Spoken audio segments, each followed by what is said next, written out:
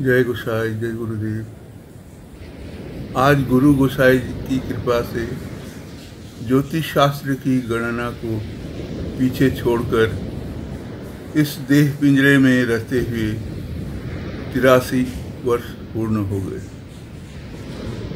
सद्गुरु भगवान ने कृपापूर्वक मुझे अपना सेवक स्वीकार किया और तुम सबकी सेवा का अवसर देकर मुझे धन्य किया।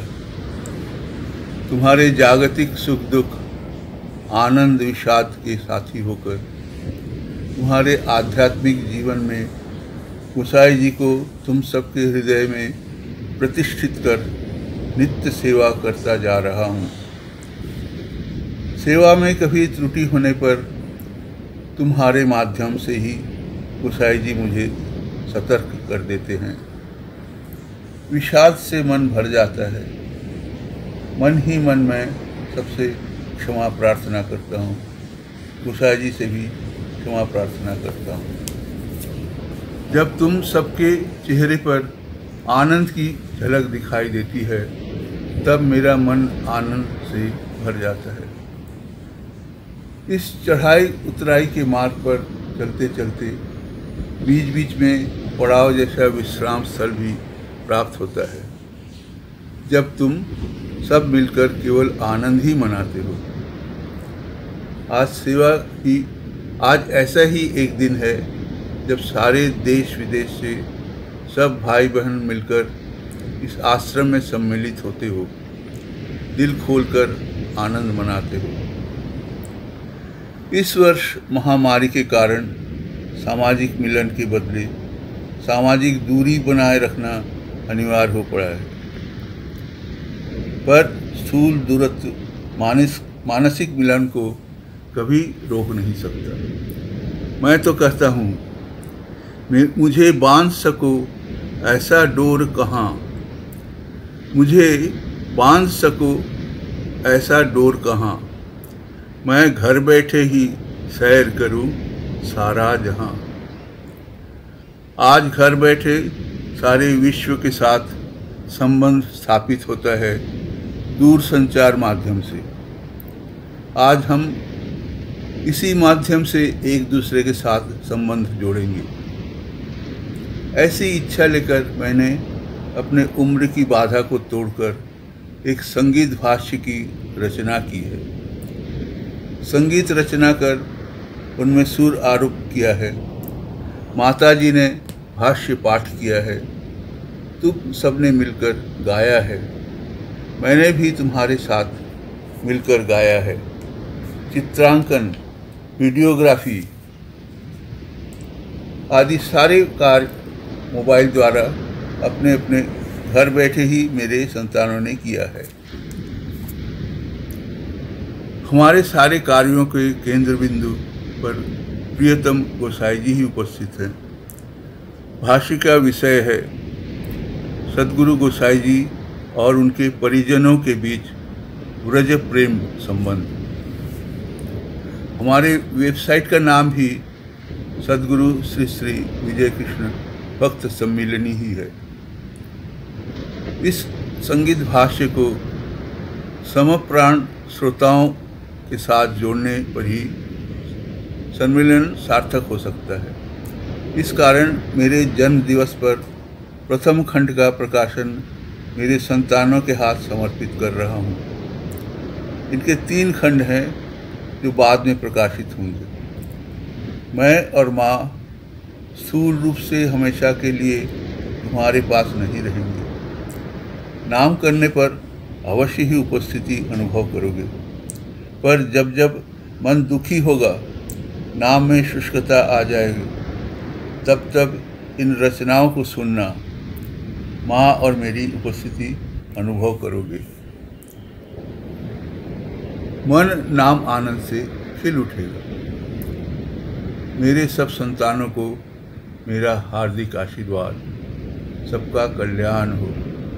जय गुरु, जय गोसाई।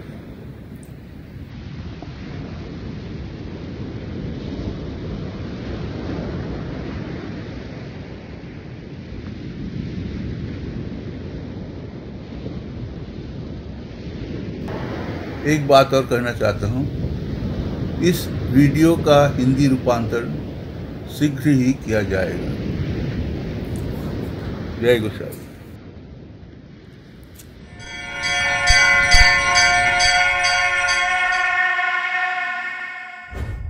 অদ্বৈত কুলতিলক সদ্গুরু শ্রী শ্রী বিজয় কৃষ্ণ গোস্বামী প্রভু দিবারাত্রি বিনিদ্র অবস্থায় ব্রজলীলা রসানন্দ লোকেশ অতলে ডুবে থাকতেন।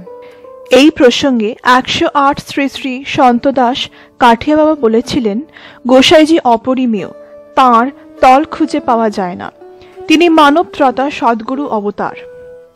যথাবিধি অন্য অবতারের মতো তাঁর সাথে তার লীলা পার্শ্বদগণকেও নিয়ে এলেন। তার কেউ শিষ্যরূপে, কেউ বন্ধুরূপে, কেউ ভক্তরূপে, কেউ বা শত্রুরূপে এলেন। লীলা পার্শ্বদগণের কেউ কেউ শিষ্য হলেও তাদের আচরণ রসশাস্ত্রে বর্ণিত। শান্ত, দাস্য এই দুই প্রধান ভাব যা গুরু শিষ্যের মধ্যে স্বভাবত দেখা যায়, তাহা অতিক্রম করে সখ্য, বাৎসল্য ও মধুরভাবে উত্তরণ হতে দেখা গেছে, যা অতি বিরল। আজকের আলেখ্যের প্রসঙ্গ সখ্যভাব। জয় গোসাই, জয় তার পার্শ্বদগণ।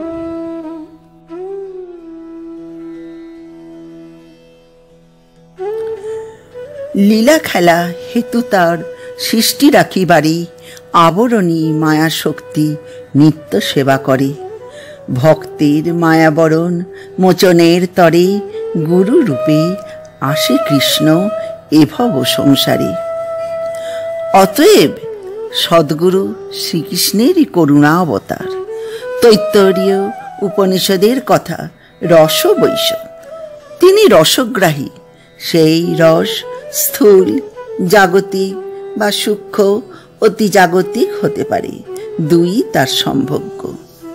তার ভাণ্ডারে যেমন তিক্ত, কষায়, লবণাক্ত, টক, ঝাল আদি উগ্ররস আছে, তেমনি ক্ষীর, পায়েস, সন্দেশ, মোদক আদি রসালো মিষ্টান্নও আছে। হিংসা, দেশ, কাম, ক্রোধ, লোভ, মদ, মোহ, মাৎসর্য আদি উগ্ররসের পাশাপাশি শান্ত, দাস্য, সখ্য, বাৎসল্য, কান্তা প্রেম আদি মধুর রসেরও সম্ভার আছে। ভগবান গীতায় বলেছেন, যে যতাম্মাং প্রপদ্যতে তাং ততৈব ভজাম্যহম। যে যেমন ভাবে আমাকে চায়, আমিও তদনুরূপ ব্যবহার করে থাকি। সদ্গুরু অবতার শ্রী শ্রী বিজয় কৃষ্ণ গোস্বামী প্রভুর কণ্ঠেও শুনি তারই প্রতিধ্বনি। আমি তো আমার হৃদয় তোমাদের দিয়েই বসে আছি, এখন অধীরা প্রতীক্ষায় বসে আছি, তোমরা কে কবে নিজেকে আমার কাছে বিলিয়ে দেবে। গুরু শিষ্য সম্বন্ধ পঞ্চভাবের যে কোনো একটি হতে পারে। সেই পঞ্চভাবের অন্তর্গত সখ্যভাব সদ্গুরু গোসাইজি আর তার শিষ্যদের মধ্যে মাঝে মাঝেই প্রকাশ পেত। সেই মধুর স্মৃতি হতে সামান্য কিছু নিয়ে আজ আমরা রসাস্বাদন করব।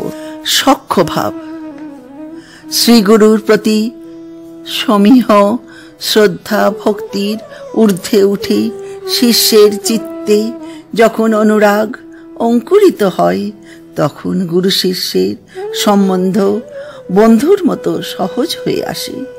গুরুর চিত্তদর্পণে অনুরূপ ভাব প্রতিবিম্বিত হয়। বাস্তবে পরিণত এমন একটি প্রসঙ্গে আসা যাক। গোস্বামী প্রভু ঢাকা ছেড়ে গেন্ডারিয়ায় চলে আসতে কুঞ্জবাবু গুরু সান্নিধ্য বঞ্চিত হয়ে বিরহ জ্বালা সহ্য করতে না পেরে শহরের উচ্চ বিদ্যালয়ের প্রধান শিক্ষকের পদ ও শহরের সুখ সুবিধা পরিত্যাগ করে আশ্রম থেকে 4 মাইল দূরবর্তী এক প্রাইমারি স্কুলে অল্প বেতনের সাধারণ শিক্ষকের চাকরি নিয়ে আশ্রমের বাইরে কুটির নির্মাণ করে সপরিবারে বসবাস করতে রইলেন। অর্থকিচ্ছতা ও হেঁটে যাওয়ার কষ্ট ভুলে গুরু সান্নিধ্য পেয়ে মহানন্দে দিনাতিপাত করতে লাগলেন। একদিন স্কুল ছুটির পর বাড়ি ফিরছেন। ক্লান্ত ক্ষুধার্ত পায়ে হেঁটে আস্তে আস্তে পথে এক পেয়ারা বিক্রেতাকে দেখতে পেয়ে একটি সুপক্ষ পেয়ারা কিনে সবে কামড় দিয়েছেন। পেয়ারার সুমিষ্ট স্বাদ ও সুগন্ধে হঠাৎ তার গুরু স্মরণ হলো। তিনি ছুটলেন, গোসাইকে খাওয়াতে হবে এমন মহার্ঘ বস্তু। হাঁপাতে হাঁপাতে সোজা আশ্রমে এসে হাত পা না ধুয়ে বগলে ছাতা এবং হাতে বই, অন্য হাতে পেয়ারা নিয়ে সোজা গোসাইয়ের ঘরে ঢুকে তার মুখে পেয়ারাটা চেপে ধরে বলে উঠলেন, দেখো দেখো, খেয়ে দেখো, কি অপূর্ব স্বাদ। তখন ধ্যান থেকে উঠে গোসাইজি নিত্যদিনের মতো শ্রী চৈতন্য চরিতামৃত পাঠ করছিলেন। হঠাৎ চমকে ফিরে দেখেন কুঞ্জবাবু দাঁড়িয়ে, প্রেমারুণ প্রসন্ন মুখমণ্ডল। তার স্পর্শ পেয়ে রোমাঞ্চিত হয়ে এক কামড় দিয়ে বলে উঠলেন, বাহ, কি অপূর্ব স্বাদ, কোথায় পেলে এমন পেয়ারা? কুঞ্জবাবুর চোখে জল নেমে এলো। ইতিমধ্যে বিধুবাবু ছুটে এসেছেন। চেঁচিয়ে বলে ওঠেন, ওটা খাবেন না, ওটা উচ্ছিষ্ট, কুঞ্জর হাতে খাওয়া অবস্থায় আমি দেখেছি। শুনে কুঞ্জবাবু যেন ইলেকট্রিক শক খেয়েছেন এমন অবস্থা। পায়ে জুতো, হাতে এঁঠো, ঘামে জামা গামে বেজা, তার চোখ বিস্ফারিত। আর বলা বাহুল্য, গোসাইজির ঘরে বিনা অনুমতিতে প্রবেশ নিষেধ। আর তাছাড়া গোসাইজির সাধন প্রণালীতে উচ্ছিষ্ট বিচার বিশেষভাবে মেনে চলা হয়। গোসাইয়ের চোখ বেয়ে অশ্রুধারা নামল। আরক্তিম মুখমণ্ডল গদগদ কণ্ঠে তিনি বলে উঠলেন, বিধু, প্রেমের জোয়ারে আদি নিষেধের বাঁধ ভেঙে চুরমার হয়ে গেছে। বিধুবাবু রুদ্ধপ্রায় কণ্ঠে বলে ওঠেন, আমারও একদিন একটি আম খেয়ে আপনাকে খাওয়াবার তীব্র ইচ্ছা হয়েছিল। গোসাইজি বললেন, তবে খাওয়ালে না কেন? বিধুবাবু বললেন, আমিও ছুটেছিলাম। হঠাৎ এক গুরু ভাই উচ্ছিষ্ট বলে স্মরণ করিয়ে মহা অপরাধ হতে আমাকে রক্ষা করলেন। শুনে প্রভু বললেন, আহা, সেদিন আমি এক দুর্লভ প্রেমাস্বাদনে বঞ্চিত রয়ে গেলাম। একটু চুপ করে থেকে গোসাইজি হেসে বললেন, বিধু, তুমি আজ কুঞ্জবাবুর কাছে হেরে গেলে। সব শিষ্যগণ শুনে স্তব্ধ নির্বাক রয়ে গেলেন। আহা, এ যেন সবরী রামের উপাখ্যান, গোপ বালক ও গোপালের প্রেম কাহিনীর প্রতিধ্বনি।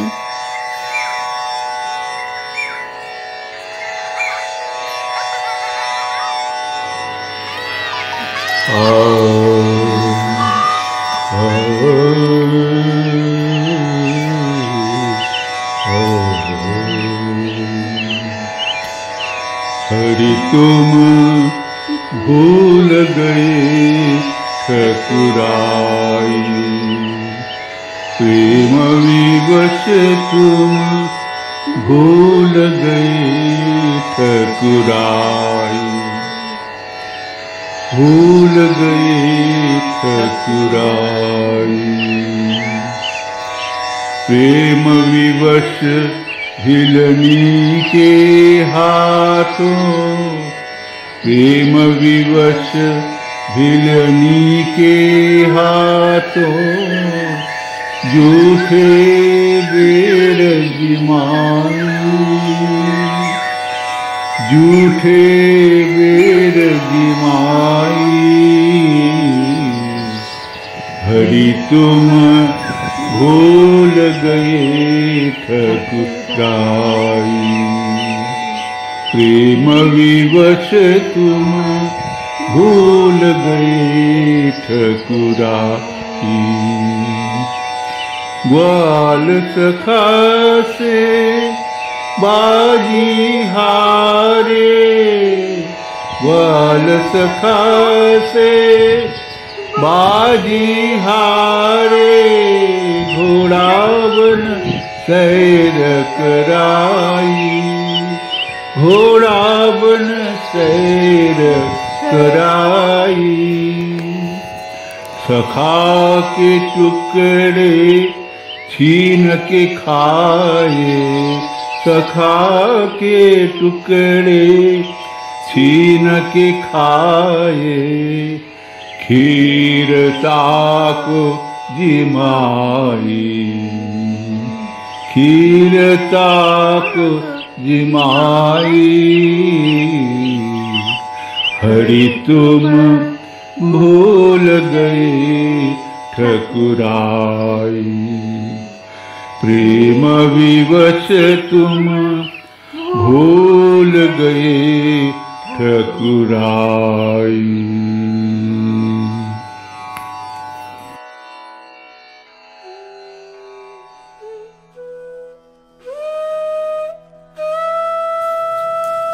এবার শ্রী বিধু ঘোষ মহাশয়ের জেতার প্রসঙ্গে আসছি।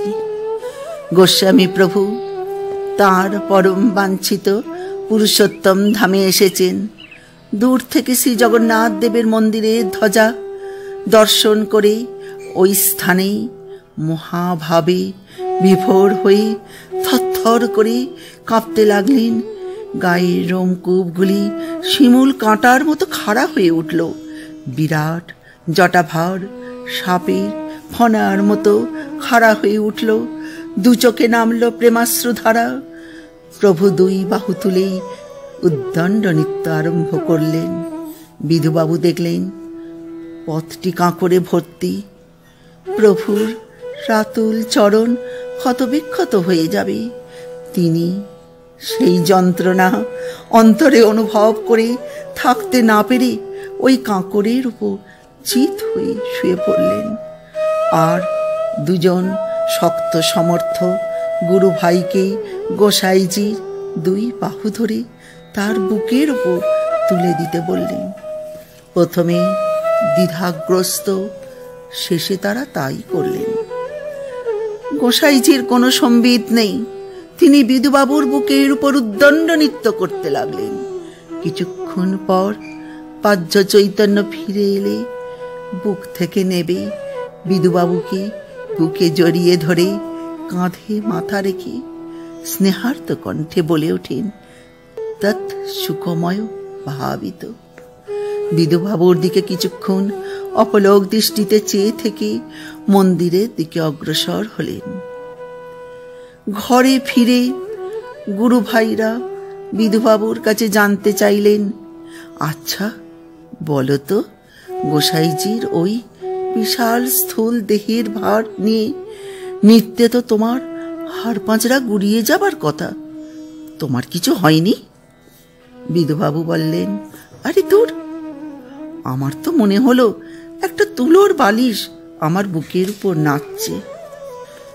বিধুবাবুর কথা শুনে সেই দুই গুরু ভাই যারা প্রভুর দেহ তুলে ধরেছিলেন তারা সমস্বরে বলে ওঠেন, ঠিক তো, আমরাও কিছু ভার অনুভব করিনি।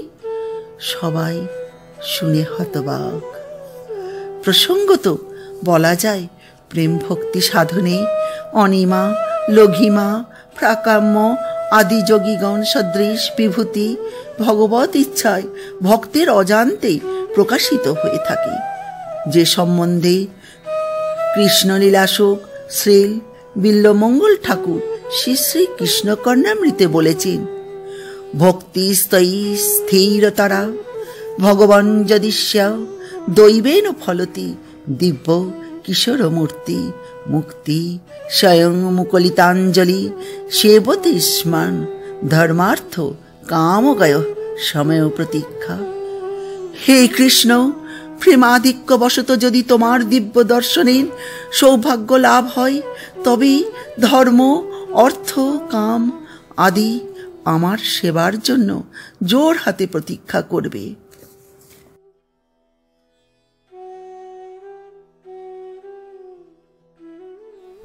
এবার চলো ব্রজে গোঠের গোপাল, চলো আপন ঘরে।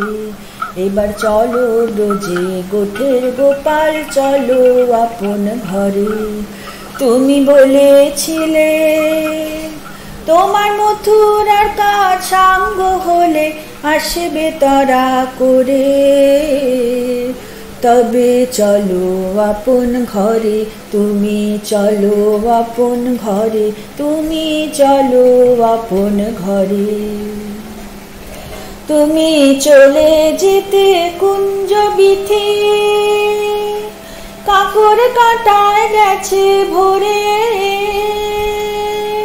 তুমি চলে যেতে কুঞ্জ বিথি, কাকর কাঁটায় গেছে ভোরে।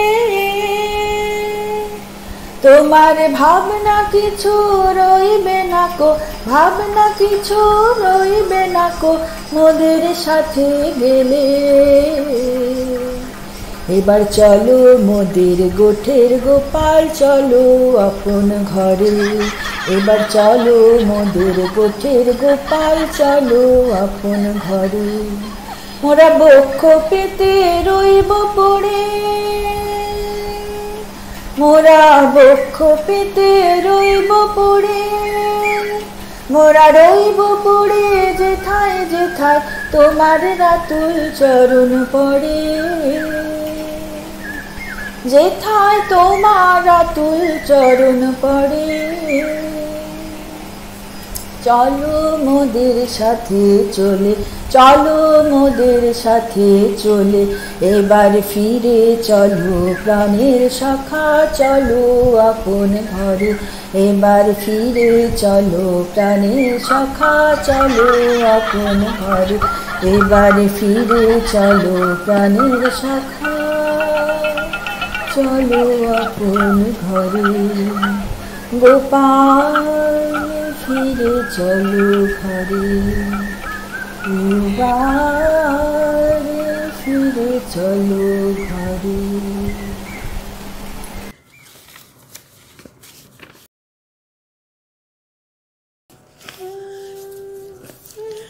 সময়ভাবে সখ্য প্রেমের আরেকটি ছোট ঘটনা দিয়ে এই প্রসঙ্গে ইতি টানছি। শ্রী মহেন্দ্রনাথ পেশায় উকিল, অত্যন্ত সচ্ছল পরিবারের প্রতিপালিত। গোসাইজির কাছে সদ্গুরু সাধন নিয়ে তাদের দুইজনের সখ্য সম্বন্ধ ছিল। এক ছুটির দিনে তিনি গোসাইজির কাছে এসেছেন। গোসাইজি ধ্যানস্থ। প্রচণ্ড গরমে তার সারা শরীর বেয়ে ঘাম ঝরছে। ব্রহ্মচারীজি কি কাজে একটু বাইরে গিয়েছেন। এই সুযোগে মহেন্দ্রবাবুর গুরু সেবার ইচ্ছা হলো। অনভ্যস্ত হাতে তিনি গোসাইজিকে হাত পাখা দিয়ে বাতাস করতে লাগলেন। তা কতক্ষণ আর পারবেন? সেবা নেয়ায় অভ্যস্ত, করায় তো নয়। ক্লান্ত হয়ে অজান্তেই তিনি শক্ত মেঝেতে শুয়ে ঘুমিয়ে পড়লেন। বেশ কিছুক্ষণ পরে তার ঘুম ভাঙতে চোখ খুলতেই দেখেন গোসাইজি তার আসন ছেড়ে তার কাছে মাটিতে বসে তাকে বাতাস করছেন।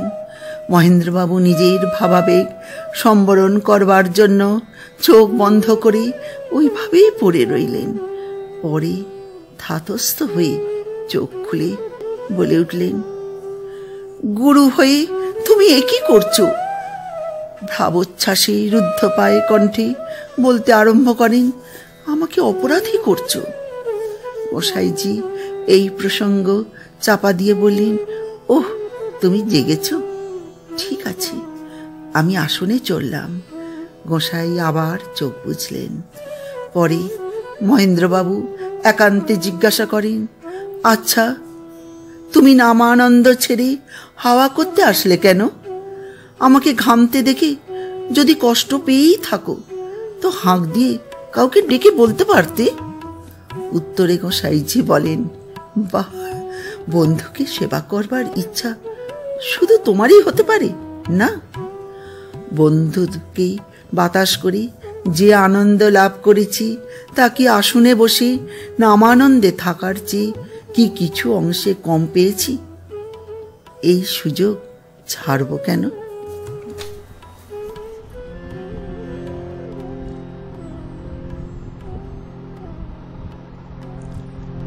বহুদিন পরে ফেরিতে সখারে আইলো গান্ধী কোথায়। আহা বহুদিন পরে ফেরিতে সখারে আইলো গান্ধী কোথায়। আইলো গান্ধী কোথায়। দারাবতী পতি হরষিত তোমার নয়নে বারে করে কোলাকুলি শঙ্খ হুলাহুলি আনন্দে মাতে দারাপুরি। আনন্দে মাতে দারাপুরি। আনন্দে মাতে দারাপুরি। রসোয়ারামণি রসনা সেবনে গোয়াইল দিন দোলে। সখা নিবে গেল হেরি সারা রাত ধরি। নিবে গেল হেরি সারা রাত ধরি। বাতাস বিজনে হরি। বাতাস বিজনে আনন্দ আর ধরে না রে। আনন্দ আর ধরে না রে। ব্রজ প্রেমে ধারা দেখে আনন্দ আর ধরে না রে। ব্রজ প্রেমে ধারা দেখে আনন্দ আর ধরে না রে। আনন্দ আর ধরে না রে। লীলাময় হরি এলি না নিহারি। লীলাময় হরি এলি না নিহারি। আনন্দে নাচে ত্রিপুরারি। আনন্দে নাচে ত্রিপুরারি। আনন্দে নাচে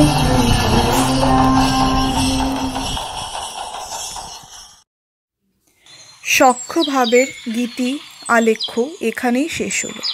জয় গুরু, জয় গোসাই, জয় তার পার্শ্বদগণ, প্রণাম।